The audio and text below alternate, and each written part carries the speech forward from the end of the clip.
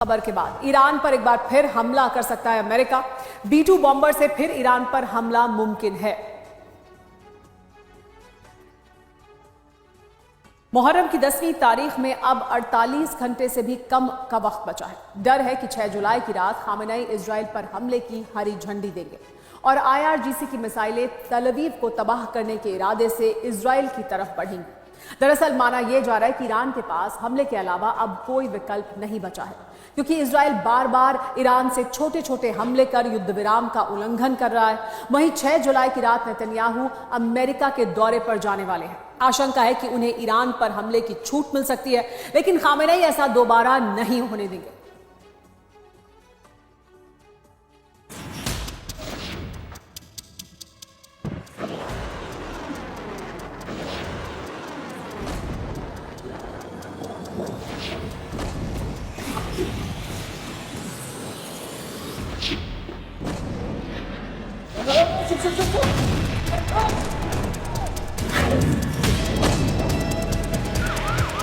महज 48 घंटे बाद ईरान इजराइल युद्ध का फ्रंट एक बार फिर खुलने वाला है, लेकिन इस बार हमले की शुरुआत बेंजामिन नेतन्याहू नहीं बल्कि ईरान के सुप्रीम लीडर करेंगे।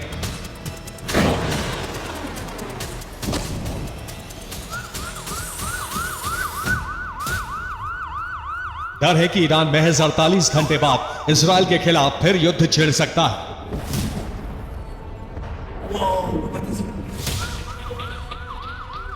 और यह युद्ध इजराइल या ईरान की संपूर्ण तबाही तक खत्म नहीं होगा।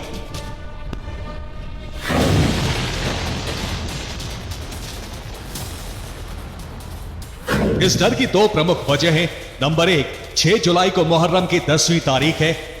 नंबर 2, इसी रात बेंजामिन US के लिए रवाना होने वाले।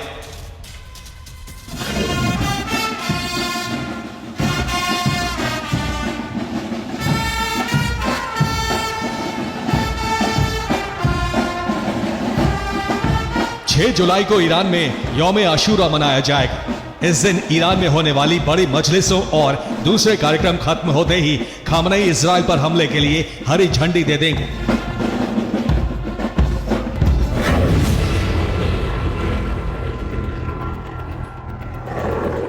जिसके बाद IRGC कमांडर रात के वक्त इजराइल के खिलाफ इतिहास का सबसे बड़ा ऑपरेशन शुरू करेंगे, जिसका लक्ष्य होगा इजराइल के पूरे नक्शे को ईरानी मिसाइलों से पाटना।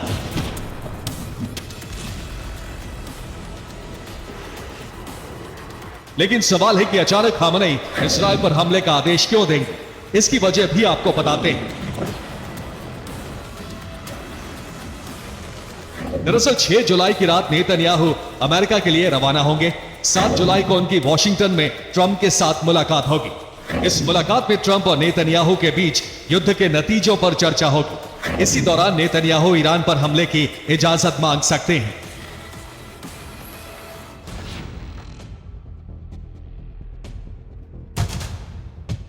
अगर ट्रंप ने इजरायली प्रधानमंत्री को हमले की इजाजत दी तो IDF ईरान पर दोबारा एयर स्ट्राइक कर सकती है।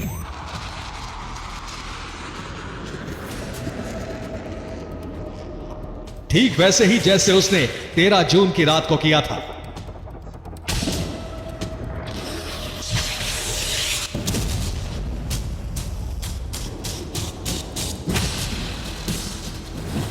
लेकिन खामेनेई ऐसा मौका इजराइल को दोबारा नहीं देना चाहते। यही वजह है कि ईरान 6 जुलाई की रात ही इजराइल पर हमले शुरू कर देगा।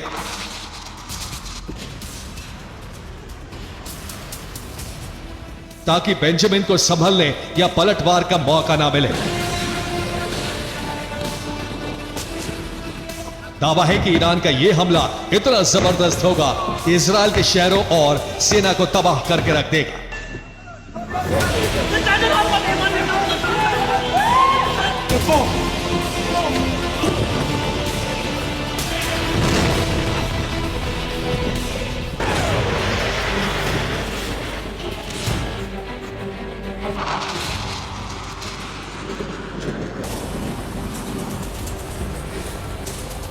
दरअसल ईरान के पास इजराइल पर हमले के अलावा कोई विकल्प नहीं।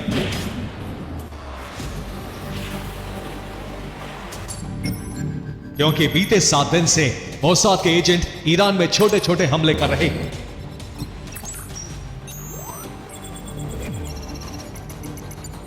बीती रात भी मोसाद एजेंट्स ने तेहरान में अज़दिकान हाईवे के पास एक इमारत में विस्फोट किया,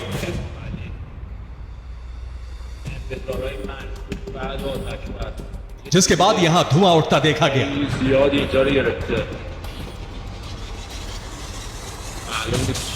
एक तरफ मोसाद IRGC के कमांडर्स को टारगेट कर रहा है, तो दूसरी तरफ इजराइल लगातार ईरान को अरब ही नहीं बल्कि यूरोप के लिए भी खतरा बता रहा है। इजराइल इसकी 3 वजह दे रहा है।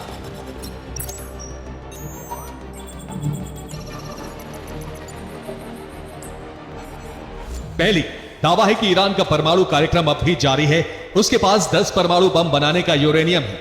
दूसरा, इजराइल दावा कर रहा है कि ईरान का मिसाइल शस्त्रागार यूरोप और अमेरिका के लिए भी खतरा है। ईरान की मिसाइलें यूरोप तक को निशाना बनाने में सक्षम है। जल्द ईरान अमेरिका तक को टारगेट करने की ताकत हासिल कर लेगा। तीसरा, ईरान अपने प्रॉक्सी संगठन तेजी से मजबूत कर रहा है, वहीं इनकी संख्या बढ़ाने के प्लान पर भी काम कर रहा है।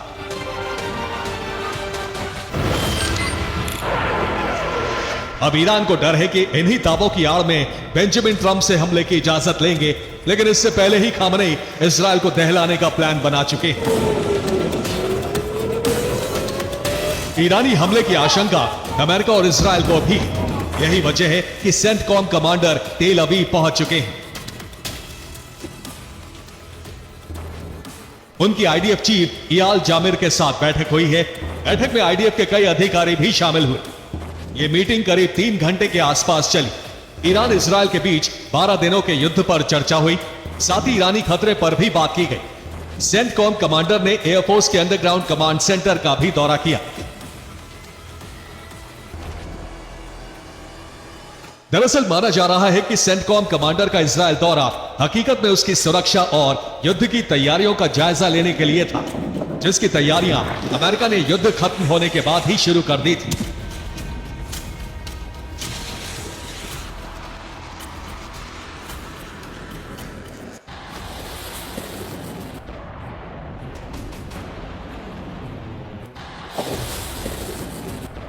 हालांकि इस बार इजराइल की सभी तैयारियां नाकाफी मानी जा रही हैं, क्योंकि पिछली बार इजरायली एयर स्ट्राइक की सफलता के पीछे मोसाद था।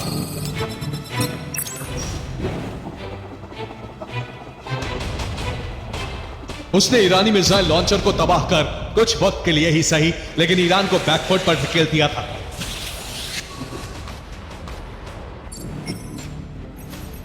लेकिन बीते 2 हफ्ते में ईरान ने मोसाद के कई एजेंट्स को पकड़ा है।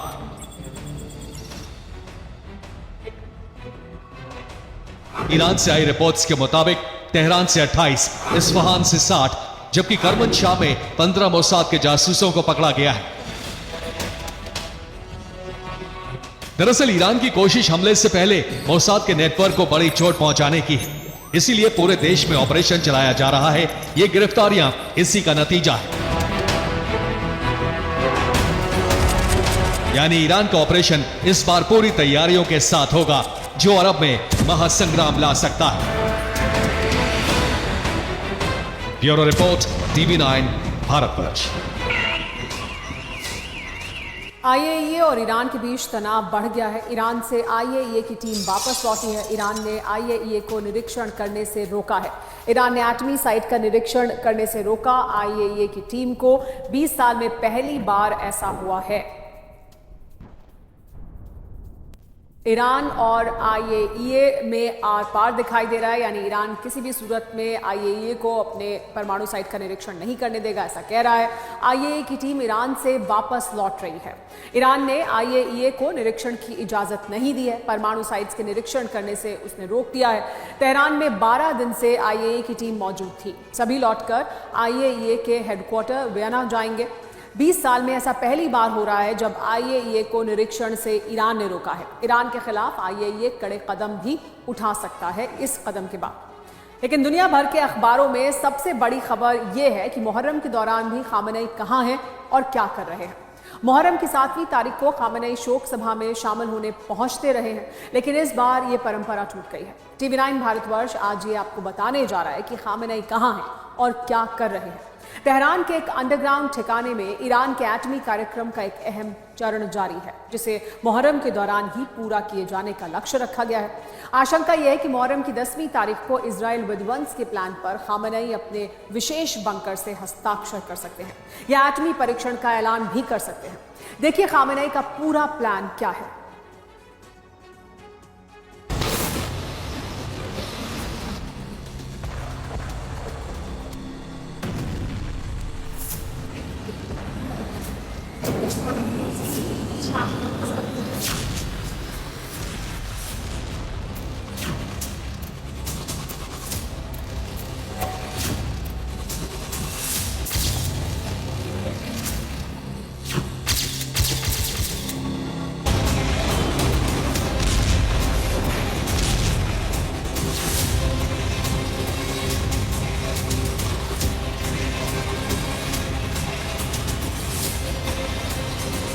चौबीस जून 2025 की सुबह ईरान और इजराइल के बीच सीज फायर लागू हुआ।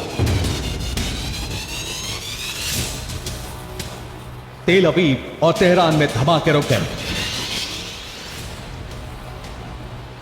तेहरान और तेल अवीव में खंडहर इमारतें नजर आने लगी।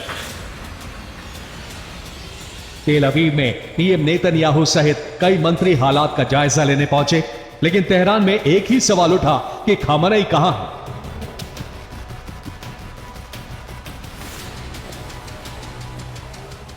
14 जून से खामेनेई को किसी ने नहीं देखा। 22 दिन पहले उनकी मुलाकात सलाहकार अली लारिजानी से हुई थी। उम्मीद थी कि मुहर्रम की 7वीं रात को खामेनेई दुनिया के सामने आएंगे, लेकिन ऐसा नहीं हुआ। परंपरा रही है कि हर साल खामेनेई मुहर्रम की 7वीं रात को शोक सभा में शामिल होने पहुंचते हैं, लेकिन इस बार वो नहीं आए। इसीलिए ये तेहरान में सबसे बड़ी खबर है।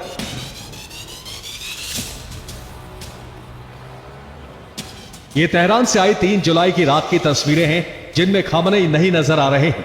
लेकिन बीते कई सालों से खामेनेई इस कार्यक्रम में आते रहे हैं और ये उसी कार्यक्रम की पुरानी तस्वीर है जिसमें खामेनेई नजर आ रहे हैं।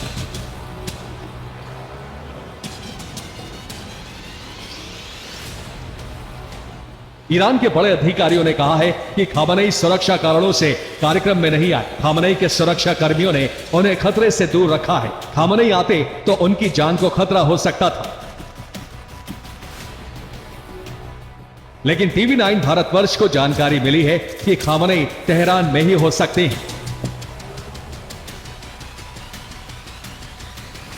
खामेनेई उस ठिकाने पर हो सकते हैं जिसे इजराइल ने निशाना बनाया है और कुछ नुकसान भी पहुंचाया है। यह ईरान का सबसे बड़ा न्यूक्लियर रिसर्च सेंटर है, जिसकी सैटेलाइट तस्वीरों में तबाही के निशान दिख रहे हैं। बॉक्स में नजर आ रही पिक्चर अप्रैल 2024 को ली गई थी। 24 जून 2025 के बाद की तस्वीरों में इमारतें नष्ट नजर आ रही हैं। रिपोर्ट है कि खामेनेई इस इमारत के आसपास हो सकते हैं और इसके पीछे एक बहुत बड़ी वजह है।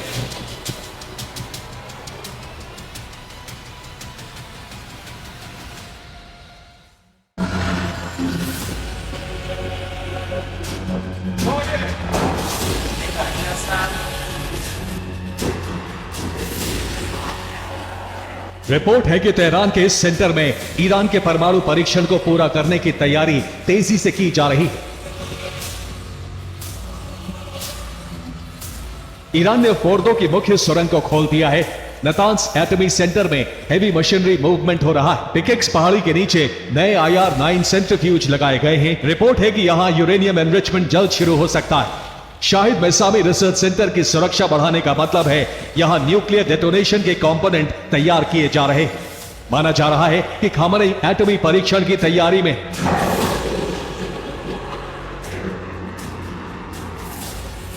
शायद इस परीक्षण के बाद ही खामेनेई दुनिया को ईरान के परमाणु शक्ति बनने का संदेश जारी करेंगे और तभी दुनिया के सामने आएंगे।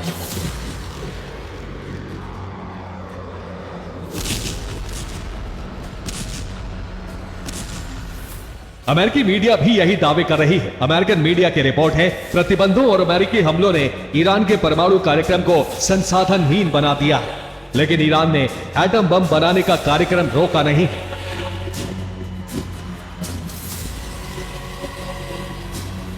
अब चीन भी ईरान के समर्थन में खुलकर अमेरिका के खिलाफ खड़ा हो गया है। चीन ने कहा है कि बीजिंग ने अपना पक्ष चुन लिया है, हम ईरान के साथ खड़े हैं। पश्चिमी एशिया में यूएस चीन के हितों पर खतरा नहीं बन सकता है। चीन ने पश्चिमी एशिया में $400 बिलियन का निवेश किया है। ईरान का परमाणु कार्यक्रम पहले से तेज रफ्तार के साथ फिर शुरू हो चुका है। महासंग्राम की फिसाद पिट चुकी है।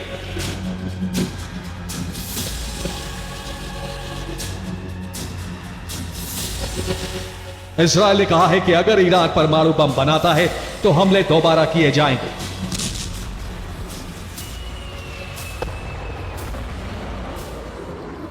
जबकि ट्रंप ने ईरान से बातचीत का समर्थन किया है। ट्रंप ने अपने ही अंदाज में कहा है कि अमेरिकी हमलों के बाद ईरान डरा हुआ है और अमेरिका से बातचीत चाहता है, लेकिन इसकी उम्मीद कम ही है कि ईरान बातचीत की मेज पर आएगा और अगर बातचीत को तैयार भी हुआ तो वो यूरेनियम एनरिचमेंट नहीं रोकेगा। ईरान समझ चुका है कि अगर उसने न्यूक्लियर बम नहीं बनाया तो अमेरिका उसका हाल इराक और लीबिया जैसा कर देगा। इसलिए एटम बम बनना तय है और यही महासंग्राम का आधार भी बनने जा रहा है।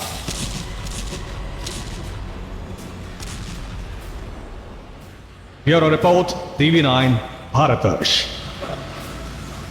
एक और ईरानी धार्मिक नेता ने ट्रंप और नेतन्याहू को धमकी दी है। अयातुल्ला अहमद खातमी ने बड़ा बयान दिया है। ट्रंप और नेतन्याहू को मौत की सजा मिलनी चाहिए। खामेनेई को धमकी, इस्लाम के खिलाफ युद्ध है। तेहरान में शुक्रवार की नमाज के दौरान यह बयान दिया गया है। तो देखिए, एक और धार्मिक नेता ईरान में जिन्होंने कहा कि ट्रंप और नेतन्याहू को मौत की सजा मिलनी चाहिए। उन्होंने ये भी कहा कि जिस तरह से खामेनेई के खिलाफ बयान दिए जा रहे हैं, अगर खामेनेई पर किसी भी तरह का हमला होता है तो उनका यह कहना है कि यह इस्लाम के विरुद्ध युद्ध जैसा है।